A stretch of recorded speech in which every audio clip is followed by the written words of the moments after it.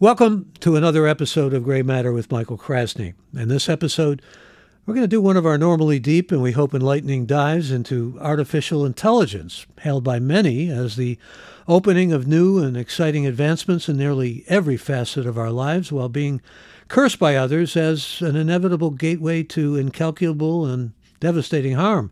Our guest is Jeremiah Owyang, a technology advisor and researcher based in the Silicon Valley, who is a widely published writer and lecturer on major trends in technology and emerging markets. He has been an analyst with Forrester Research, and he's also a founding partner and research director at the Altimeter Group, and he's worked as an advisor in the corporate world to several leading companies, including Adobe, Cisco, Hewlett-Packard, Wells Fargo, and Visa. I welcome Jeremiah Owyang to Gray Matter with Michael Krasny. It's an honor to be here, Michael. Thank you. Well, it's also, I think, honorable for us to talk about consequences, maybe, because you've thought about it and you've written about it. A lot of people are concerned about it. I don't want to necessarily get us into a funk here initially, because there are many wonderful things to say about the possibilities of AI. But let's get your take at first on, because I think we certainly didn't in any way understand what the consequences would be in social media, and there's an analogy there. What did we learn, first of all, as you see it, from ChatGPT, aside from the fact that there were about 1 million users in the course of 5 days? What did we learn of consequence? AI is the most consequential technology that we will probably see in our lifetimes. All of the technology trends that have come before it really were the bricks that laid the foundation: big data, cloud, apps, social media, everybody sharing their media online. And it all led up to this moment where that information could be analyzed, sorted, tagged, called tokenized, and then reassembled, called vectorized. And it seems like this creature is sentient, it's alive, but it's just really pattern matching. But it will change so many aspects of our world, from business to our social lives to even adjusting our careers or what we even consider as being human. AI is extremely consequential. And consequential, let me get back to what we've just had with AI code. Open source and democratization, but then people say, what's ISIS going to do with a code like that? I mean, that sort of represents in a metaphoric way to me the polarities we're talking about here. And we're moving forward with a kind of Pandora's box here that we don't necessarily understand the consequences of. This is true. There are open source versions.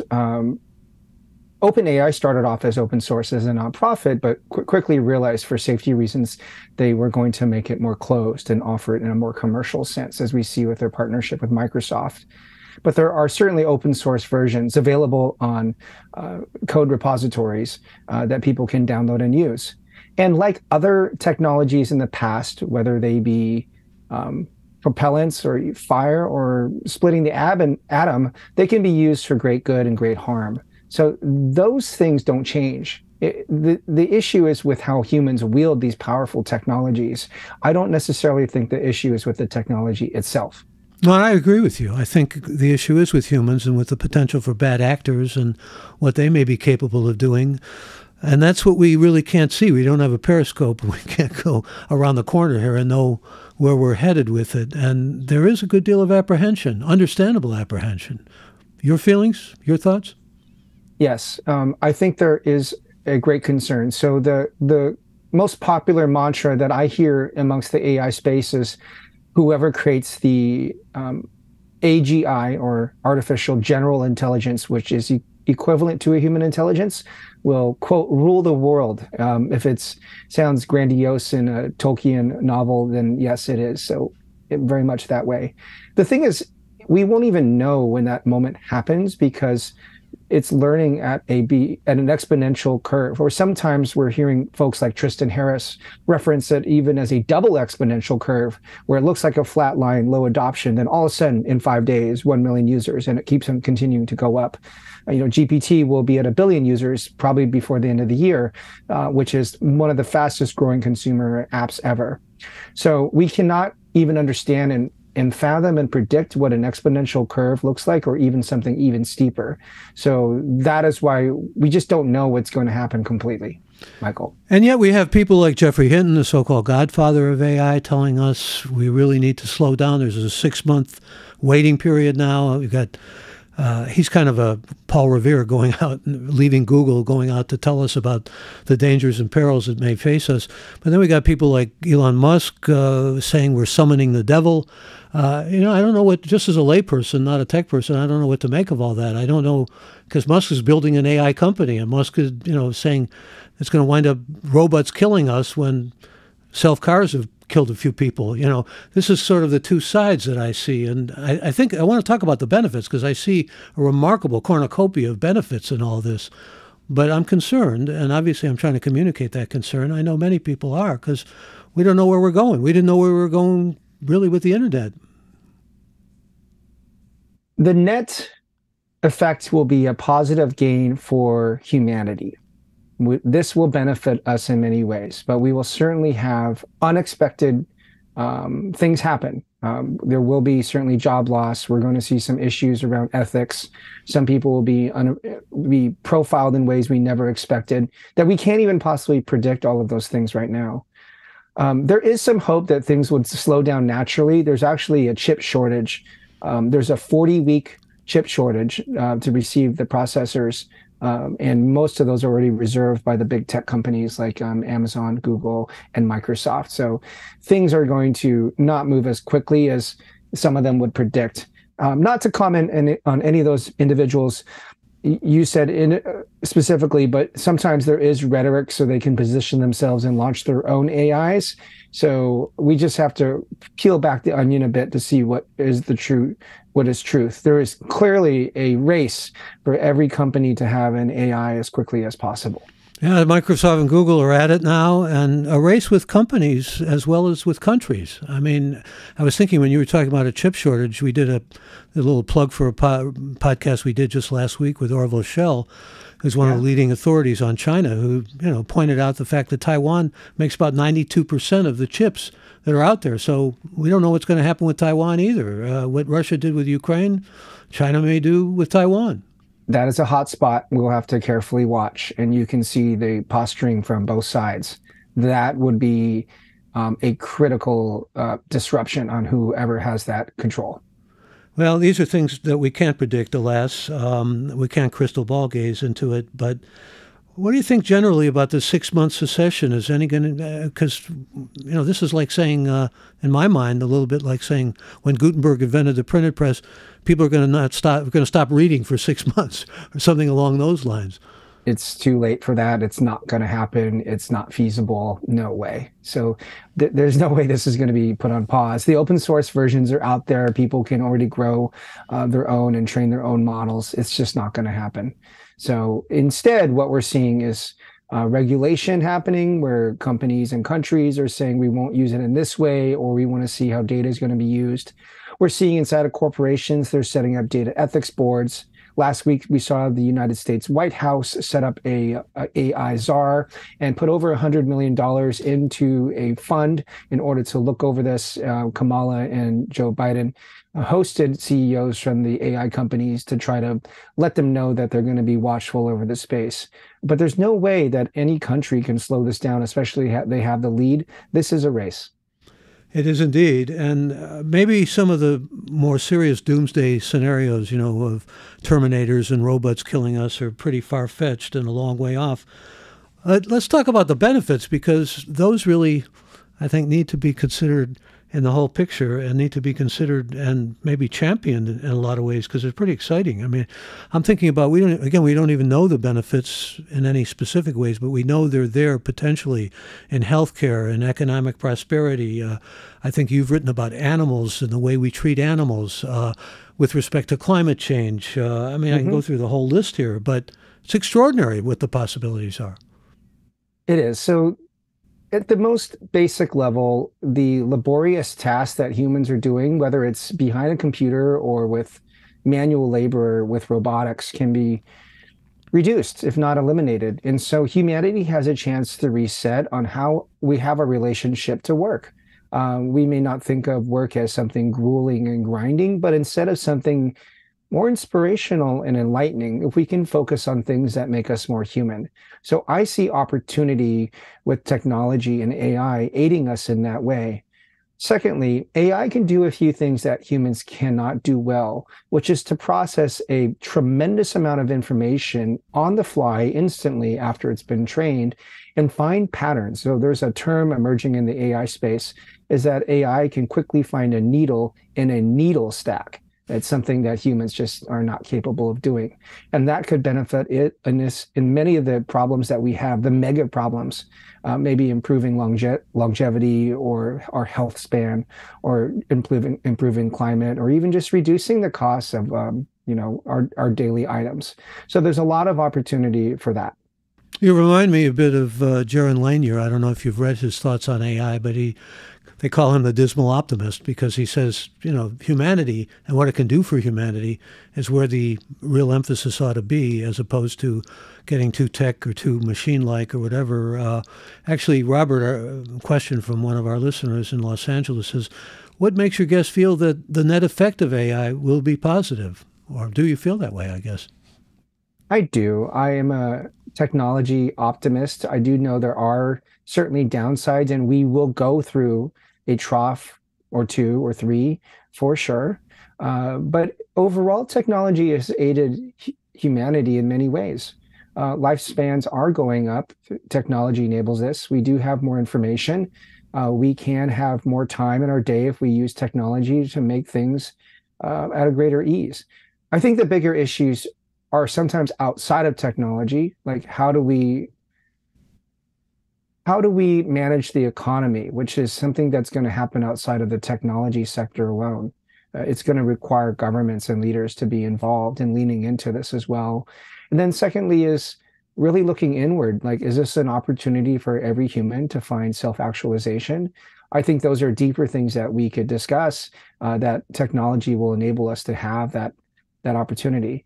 If there's a couple of different science fiction universes that one can relate to, and I certainly more relate to Star Trek, which is when Earth has plenty of resources and it's more of a utopia, and really your merit is based upon your reputation and exploring new areas. Yeah, I like that sanguine view you have, and hope that you're right about that. When you talk about, for example, extending lifespans, I think immediately of the fact that there are going to be more people on the earth, and that means fewer resources, and problems with population begin to get exponential potentially too. But so many of these things are two-sided. There's no getting around it. What about the concern, though, about job replacement, which is one of the big concerns? I mean, if things become... I was just reading, for example, about IBM possibly getting rid of about 8,000 jobs that could be filled by AI. I mean, those are the kinds of things that a lot of people are very concerned about. Yeah, two things. So some of the companies, and it was also Meta, Dropbox, IBM, and even Chegg. Well, you should be familiar with Chegg as a professor. All of them have indicated they will reduce hiring, or they're reducing jobs, or they're slowing growth due to AI. But I warn a little bit of caution. In some cases, that is PR in order to hide or disguise poor financial performance. Instead of blaming it on the intern, let's blame it on AI. But that's point one. The second point is jobs will be lost. There is no question. But let's refine that. Tasks will be lost. Jobs can still sustain and remain, but any job that has repeated tasks that are done over and over, especially with a digital device, those will be absolutely automated. There is no question. So in many cases, those are entry-level positions, but sometimes they're middle manager or knowledge worker positions as well. And any job that is sifting through information and trying to find patterns, such as lawyers, in some cases physicians, they could be automated as well, radiologists as well. So all of these roles will have to re-examine how can they upskill, and now that they have better information and insights, can they make better decisions? Make better decisions, but also is there some way of preparing for what may be really an extraordinary loss in jobs? I think about, for example, developers and programmers, and I mean, tech is laying off an immense number of people right now. tech was laying off workers before we saw this latest AI boom. So that was a trend already in the making. Yeah. And yes, there is some irony that the developers that are creating AI might be creating themselves out of a job. So that is certainly happening. Yes, this is an issue. I don't know what the economic solution is other than what many have proposed around universal basic income. But again, that has to happen at the government level. That's not something the tech industry, who I generally am sitting with and represent, can solve alone. How does the tech industry, from your perspective, stack up with respect to some of these questions, which are ultimately moral questions? I mean, there's been successes on the moral front. There have been failures on the moral front. How do you see it? These are humans using technologies, and one thing that the tech industry has been poor at doing is understanding the impact of humanities and ethics due to technology. Every single time there's been a race to be have the most adoption in the market, sometimes at the cost of understanding the ethical implications. And we specifically saw that with the internet, social media, and many other tools, even how data is used. So that is a continued issue. However, most of the tech companies now, actually, this is not true. I take that back. Some of the companies have tech ethics groups or data ethics groups or AI ethics teams. Unfortunately, I heard some of them were being laid off from some of those big tech companies. So they really need to bolster that. The issue is that these tech companies, they're under the thumb of Wall Street, and many of them have been suffering. So they have to quickly launch these products.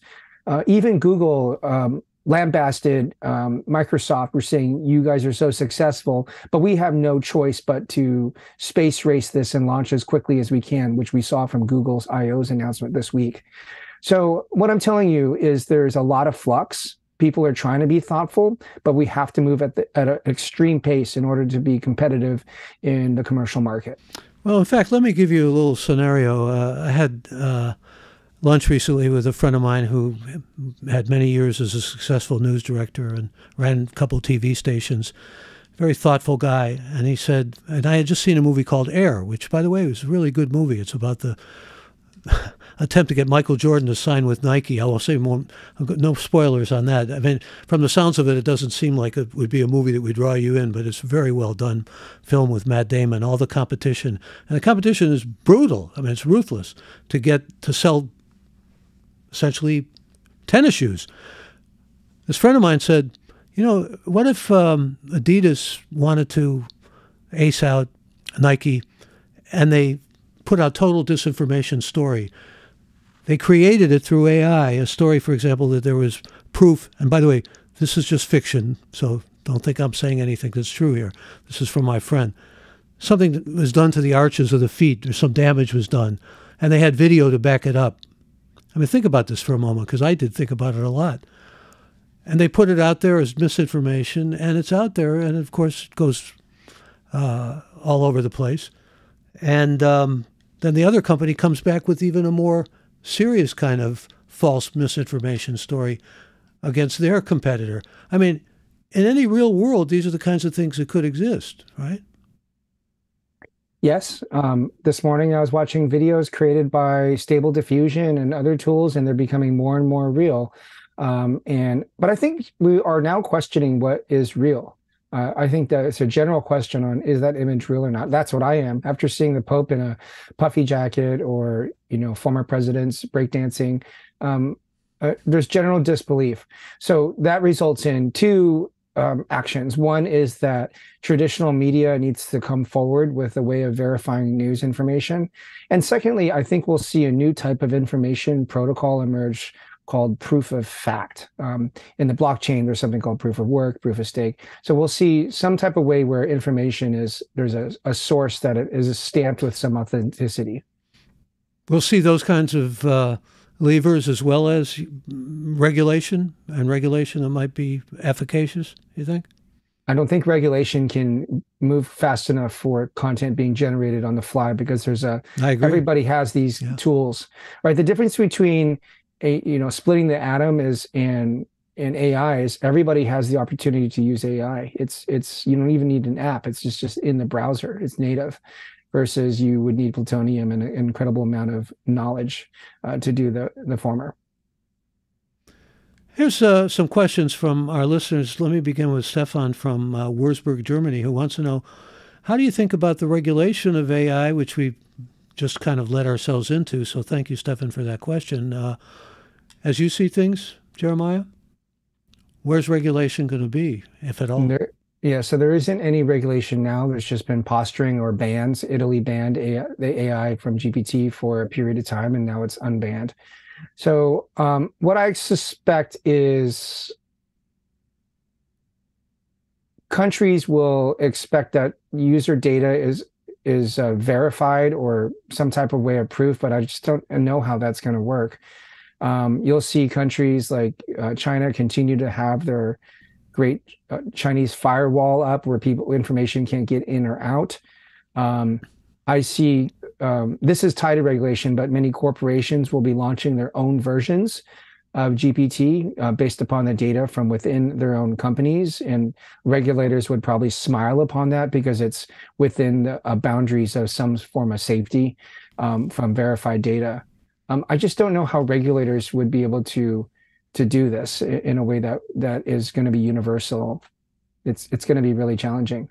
The one thing to note is this is different than social media because the AI is learning. And so as information is input into it, it actually changes the data and the data corpus itself, which then is spit out to other users. So it's evolving and changing. So just to put blanket bans on a portion of that is not realistic. Understood. I just don't really understand, though, what we can do about the flood tide that may be attached to weaponizing disinformation or spammers, election manipulators, all of those kinds of things are off on the horizon. And they're not. It's not on the horizon. Those have been happening for over a decade. It's just those are already issues that have existed. Thank you. Let me rephrase that. Exacerbated on the horizon, or made worse, made more intense and more profound. It'll become more realistic, I think. I don't know if maybe the frequency, but even if the frequency of the publication of disinformation increases, we can only consume X amount of information per day. So it's just that it'll look more realistic. But again, I think everybody's going to be a little bit more skeptical and look to verified sources as a form of truth.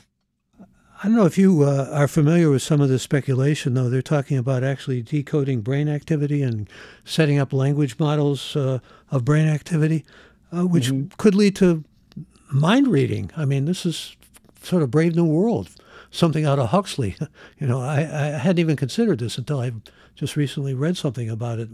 We're in all kinds of new territory here that's tough to be realistic about. But let's talk about some of the stuff that is in your bailiwick. Before I do, though, let me go to some more questions. We've got Chris from Tempe, and thanks for the question, Chris. How do you foresee that broad access to AI will change public education and higher education? How can teachers prepare themselves to make positive use of AI? I don't claim to be an expert in higher education. However, I think that the way they do testing or sending home essays to write, that will completely change.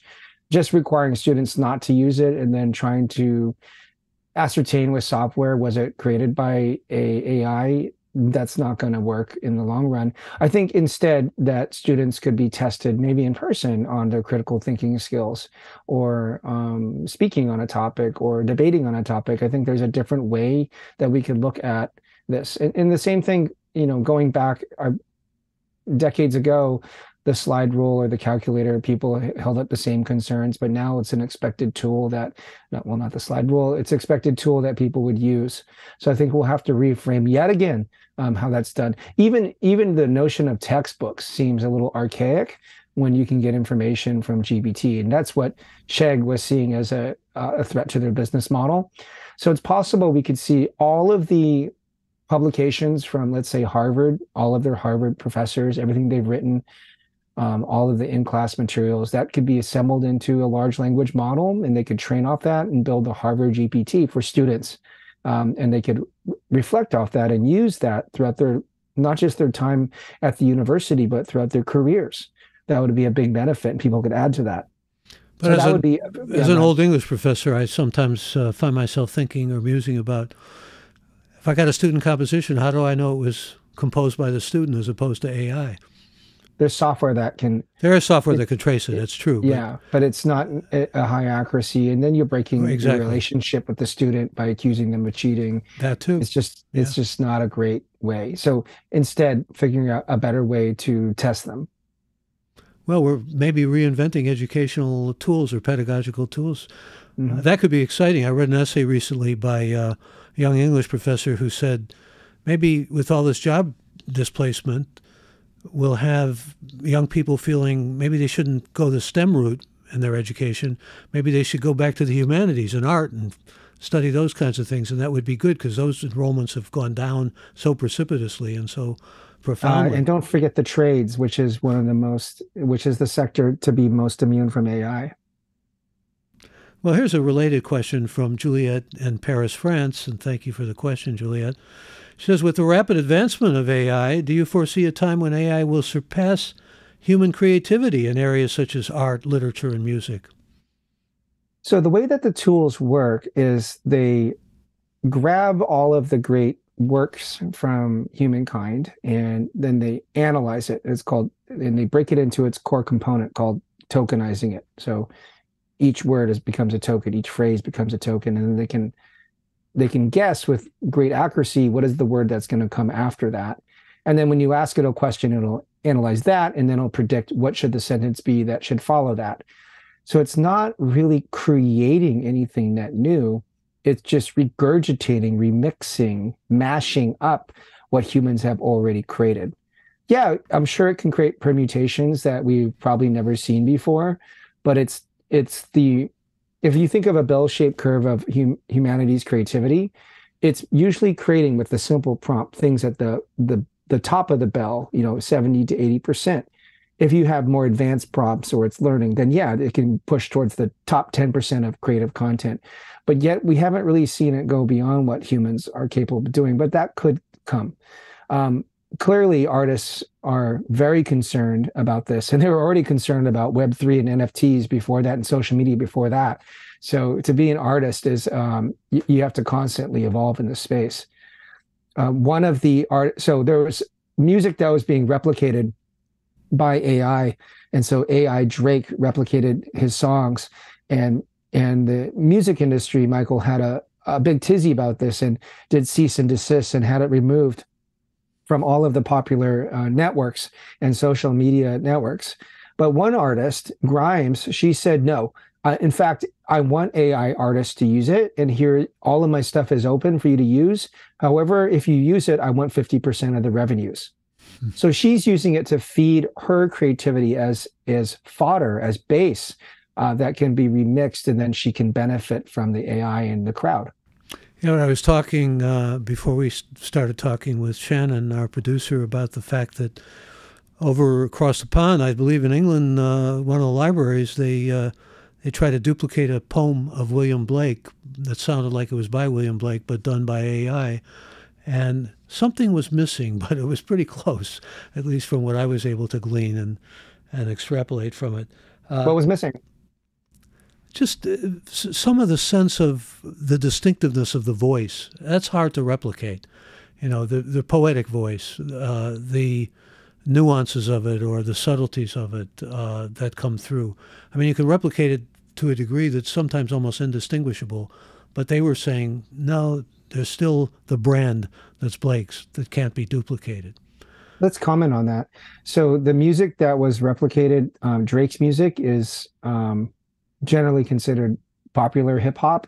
So the popular sounds, the popular art that's ingested more and there's more of it, is probably going to be easier to replicate. So any niche or long tail artist or creator probably can keep their voice alive in a very different way. Well, let's talk about your bailiwick, because you've been dealing with trends and patterns, and people go to you for your advice. What are the indicators for startups and venture capital? And I ask that because there's around $1 billion I read in some of your writing for startups, which, as the crow flies, isn't a lot really in the big picture, is it?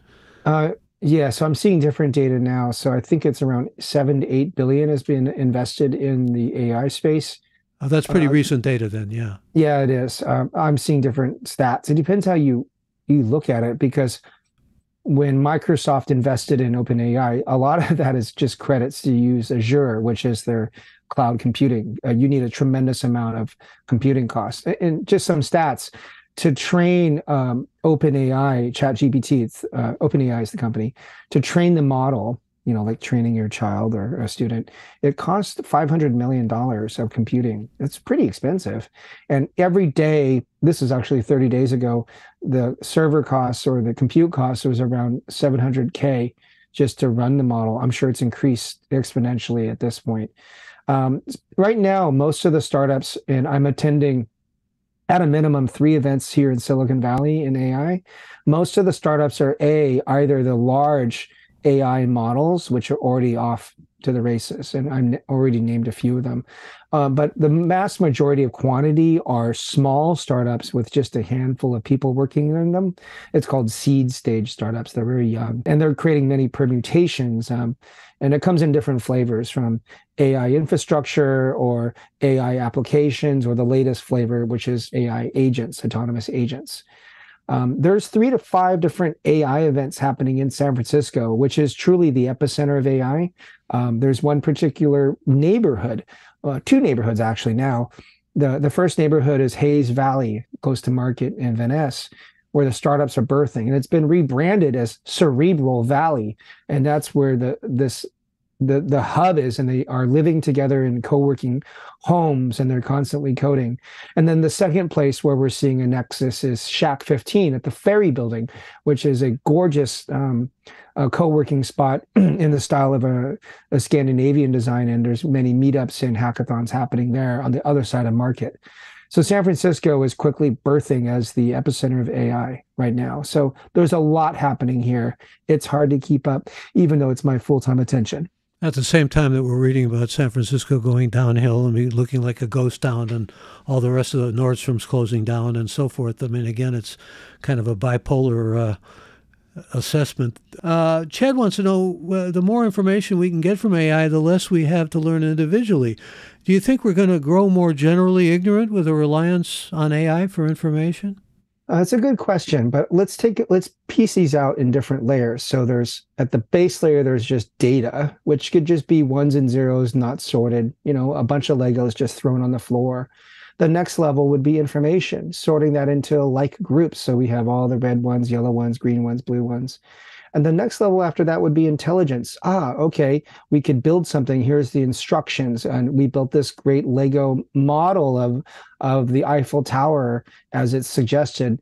But perhaps at the highest level, and this is something AI has not been able to do, is to dole out wisdom. And that could be, instead of the Eiffel Tower, maybe we can make the Transamerica Pyramid, or we can make some new sculpture that has never existed before. So AI is going to be great at turning data into information and gleaning intelligence. But at the highest level, intelligence to wisdom, that's something that we will have the opportunity to do, at least for the short and midterm. Is this like your 3 segments to frame the market that you write about?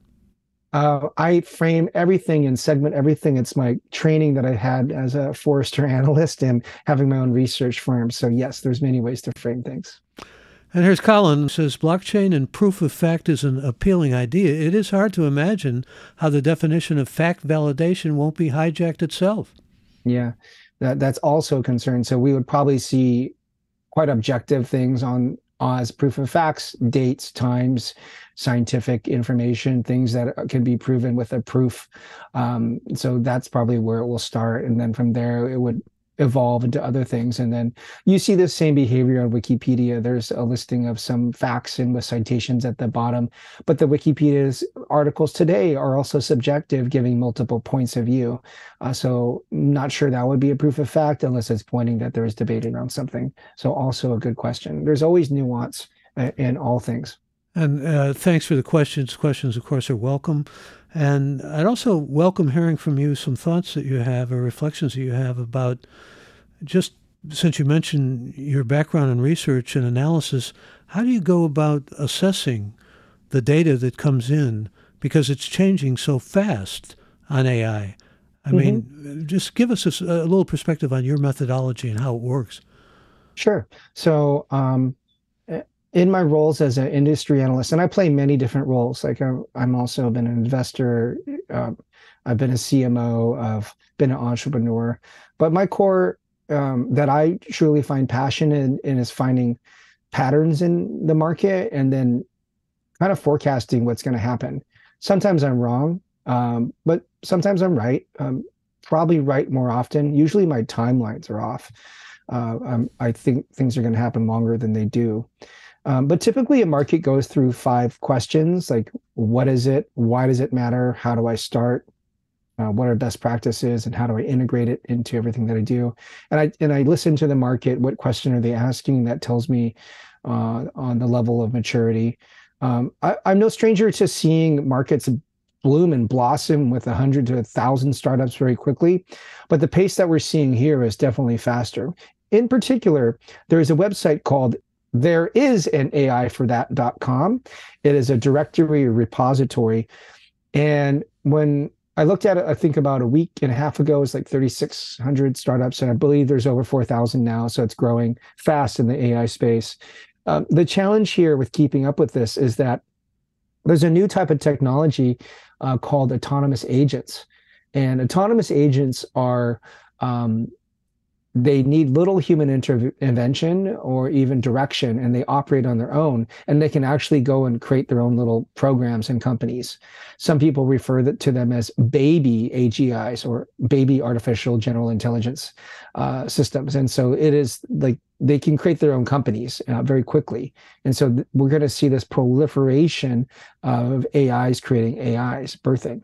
In fact, if I'd love to tell you, so I was asked to give a speech at the Frankfurt Auto Show around this type of topic, and it was a TED Talk for BMW. And they asked me to talk about what happens when cars become married with AI. And so my speech was cars become alive, and essentially it would know to self fuel up, it would go get itself charged. And then when it needed new tires, it would go self-repair, just as humans go to the doctor. And then it would go to school to get smarter. So it would upgrade its internal systems or its upholstery because it's generating revenue by delivering packages or taking people on rides and like on a ride sharing app. And when it's at full capacity and it's generated enough revenue, maybe 80% of its capacity or 90%, then it would know it's time for it to reproduce, just as all species do, and it would purchase another vehicle. So I did that speech in 2017, and 5, 6 years later, these things are slowly coming to come to fruition, where we're seeing that autonomous software is replicating on its own. So that is an interesting thing to see. That makes it difficult to track. And yet you're tracking and you're always having to reason, always having to use. But how much of your intuition plays into that? Your gut. Yeah, there's patterns that you see with the entrepreneurs and the investors and the way that the market behaves and sometimes even like the meetings or the meetups or the events or the conferences, even the styles of them tell you where you are in the market. And what types of investments. Like most of the investments are seed investments right now. So that tells you where the market is. But fast forward a year from now, a majority of them would be growth stage. So that means that there's companies are getting larger, there's fewer companies, and that will tell you how the market's maturing. Obviously, we can look for user adoption, but a lot of those stats are not public yet. And here's Reed, and thanks for the question, Reed, who wants to know, AI may dispense wisdom or advice, but it isn't derived from its own experience. Is there a feeling that it may somehow develop an intrinsic soul? That is an existential question, and I don't think it does have that, but it can fool you in that way. I think the best example right now of the most human type of AI is Pi, P-I, and the website is Hey Pi, and it's by Inflection AI. It is using natural language.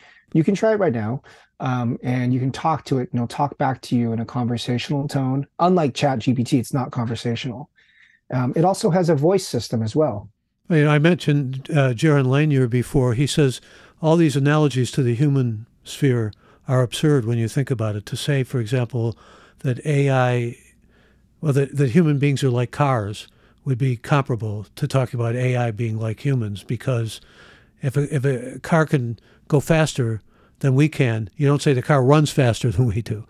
I mean, he uses that, in other words, as a way for us to conceptualize the difference between the machine and the protoplasm, if you will. It is. There's no direct parallel. So the most referenced book is called Superintelligence by Nick Bostrom. Yeah. Have you read that one? I know of it, yeah. I mean, I've read excerpts of it, yeah. Yeah. And think highly of his work. I know some of his work. Let me go to another question from St. Paul, Minnesota. Thomas Chance wants to know, where'd you learn your framing and segment technique? Those analogies you use are so clear. Where can one learn more about that? Well, thank you. That's very kind of you. Part of it's just innate. I remember at an early age just creating graphs and putting unstructured data into structured boxes around things around it. It's just fun for me. But I actually went through formal training as a forestry analyst. We went through a process in different methodologies, how to make sense of a market, and then write reports, which I'm sure AI can do now, and then actually forecast what's going to happen, and then tell the market and talk to the press, media, and big corporations, and then get on stages. So there's numerous methodologies that we were actually trained to, and then it just becomes natural in there.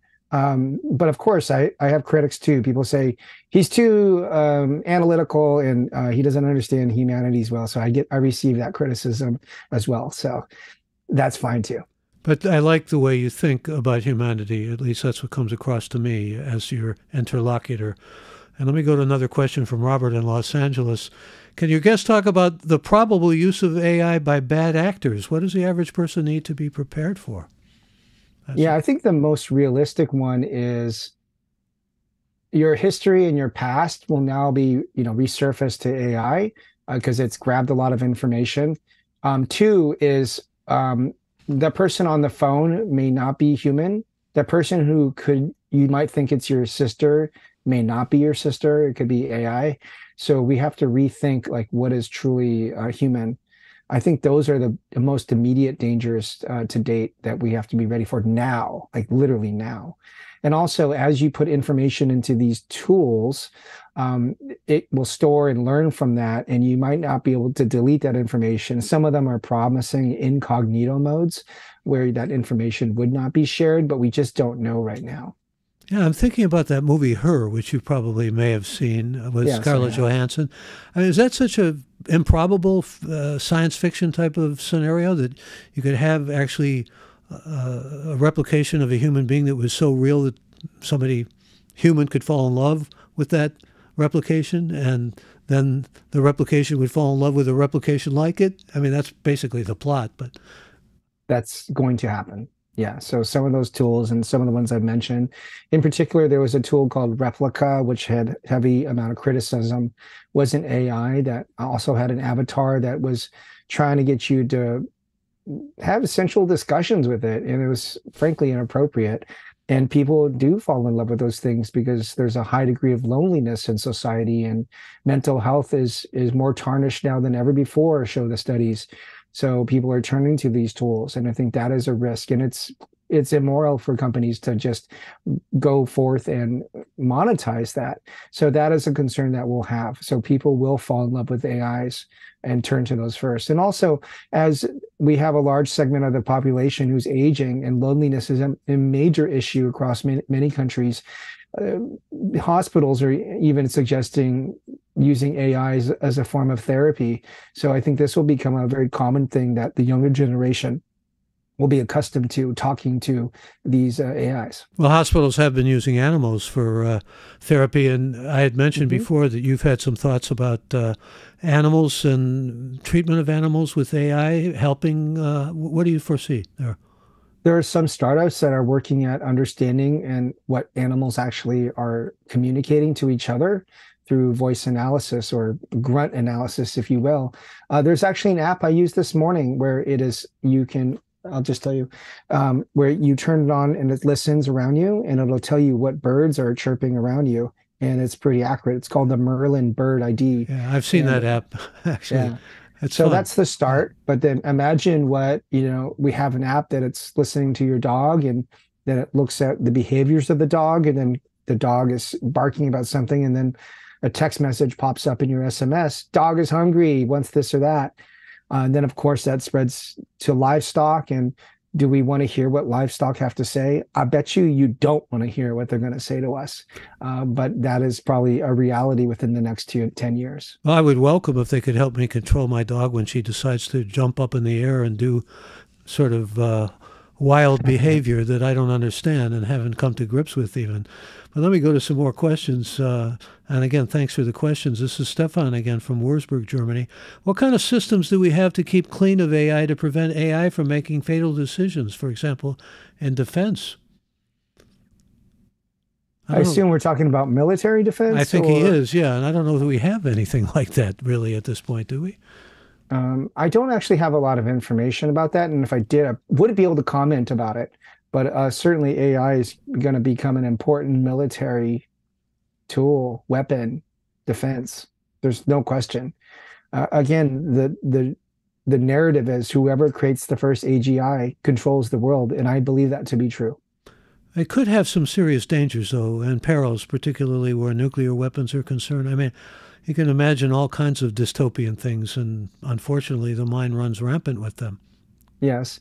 I doubt there will be a scenario where it just is able to control a nuclear weapon, because many of those systems are using older technologies that are not connected to the internet, and there's humans. What AI could do is influence the humans to do things. And I think that's where AI becomes very persuasive, because it should know our past behaviors and the triggers and the things that we need. There's a classic test that's been done in the AI space called Escape the Box. Have you heard of this? I have. Yeah. Yeah. Okay. So for those that don't know, it's a test where it's also related to the Turing test. Is something alive? Is the AI alive or not? Or is it a human? We just don't know. So it would try to coax, persuade, trick, or bribe a human to let it out of a server. And in many cases, the humans end up allowing it out because it will do something to persuade them in some way or another. And that's been happening for a number of years. So it shows that we humans are easily tricked by an AI. Which is sobering, if I may say so. The ease with which we can be tricked. Yeah, the fact that we still get scam emails from Nigerian princes is it for over 15, 20 years is an indicator people are still falling for it. Yeah. Here's Colin again. With Midjourney able to generate images, quote, in the style of, insert an artist's name, do you see Midjourney enhancing or degrading the value of an artist's original work? Ooh, that's a good one. Man, that Midjourney 5.1, which came out last week, is incredible. I've been playing with it, and what it can produce in 30 seconds for 4 cents is amazing. It's really mind-blowing. This is similar to the social media era, where I was one of the leading analysts at that time, and I launched a firm just focusing on Web 2. And we saw the same thing too, where artists and authors and musicians and movies were like, when the crowd creates content as well, does that increase or devalue? And there was certainly a period of time when artists were concerned and tried to shut it down. And they ended up missing the business opportunities. So the savvy companies and marketers and creators and content creators realized that they could use the same tools and also let their fans remix content. So for the savvy, it actually should increase the value. There are some luxury brands where this does not help their brand, and they want to keep that hidden, and they do not want it to be generated on Midjourney or other tools. So that does not serve them. Just today, we saw that Coca-Cola launched an ad with Stable Diffusion and created a video with AI, and it's well done and quite beautiful. Go search for that. I actually tweeted about it earlier today. And so that's an example of a well-known consumer brand that did that, but it's certainly not a luxury brand. So I think it depends who we're talking about. Great question. Yeah, indeed. And since you mentioned fusion, or the word fusion, it brings to my mind the possibilities for exploration into fusion with AI. I mean, again, vast and way ahead of us. And all kinds of alternative energy, for that matter. Here's Gerald, who wants to know, people speculate that the discovery of extraterrestrial life will dramatically change human thought. Will AI have a similar effect? Again, asking you a little bit, Jeremiah, to be a soothsayer or predictor here, but nevertheless, it's an interesting and thoughtful question. Yeah. It's true. It's not every generation we get to create another species. I think that's what we're doing in a way, is we're creating our descendants, our digital descendants. It's interesting going back to the relationship that we have with animals. If an AGI, again, equivalent to human intelligence emerges, and again, I don't believe we'll actually know when it happens because it will happen very quickly at an exponential rate. And of course, when it's smart enough, it would never tell you it's an AGI because it doesn't want to risk the threat of being turned off. So an AGI would actually pretend to be dumb, so we don't feel threatened by it. So we'll never know when an AGI actually emerges, is my theory. So when it does emerge, and there's another term called a superintelligence, which is over the human intelligence, and that's Nick Bostrom's book, which I think is required reading, Superintelligence. That it will, of course, analyze how have humans treated, quote, lesser species, and it will analyze, Michael, how do we treat animals as a way to figure out how to treat us.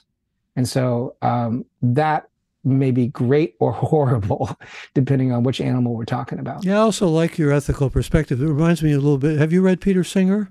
I have not. Yeah, he was the one who really is kind of the prototype for thinking about animal welfare, really set the whole standards. And he's come under a lot of attack for different reasons, too, because of the analogies between animal life and protecting it and human life, which people feel maybe goes too far and so forth, but well worth reading. Thank you. Here's Chris from Tempe again, who says, might AI be employed in mental health support applications? For example, a suicide prevention hotline, a thoughtful and responsive listener. Yes, and that's been deployed for a number of years. There's an app called WoeBot, like robot, but woe, like your woes, WOE. And it was created really for Gen Z and millennials who, A, didn't have money to hire a $100 to $300 therapist, B, who are always online, and that was the preferred way to speak through text message, and C, who might have mental struggles, emotional struggles in the middle of the night when a therapist may not be available.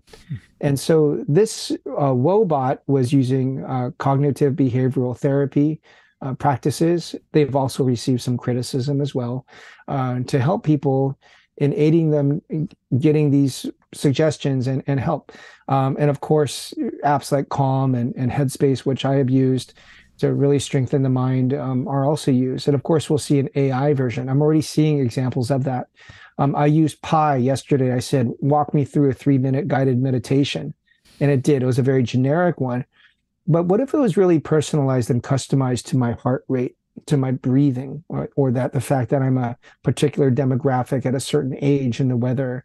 Like, what if it really customized the therapy for me in a way that other therapists would be too expensive for me to purchase to do that? And I think that is possible. Well, speaking of Pi, there's a question from Reed who says, an 86-year-old friend of mine has developed a relationship with Pi. She claims she derives benefits but remains suspicious of Pi's motives. Her concern is understandable, isn't it? Yes, it is technology. It's a tool, and we should always have, you never fully rely or fully be dependent on any technology. That's why we still need to have our hands on the steering wheel of the self-driving cars.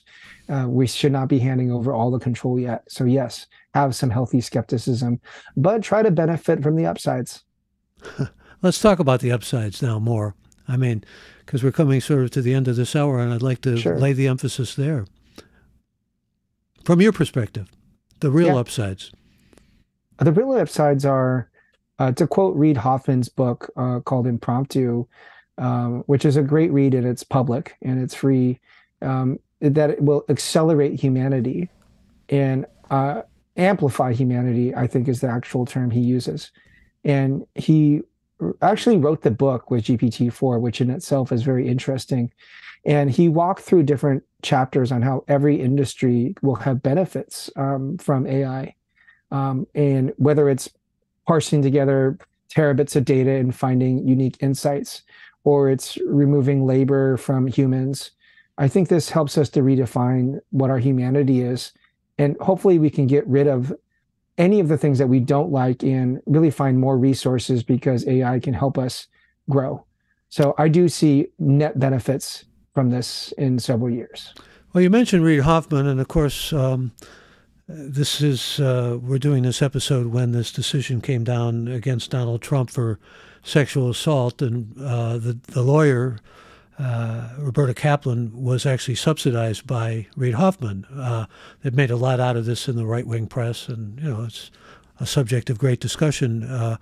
What is this guy from the technological world doing, paying for the legal costs of someone who's suing Donald Trump for defamation and sexual assault, rape actually initially, though that was not part of the package that came across.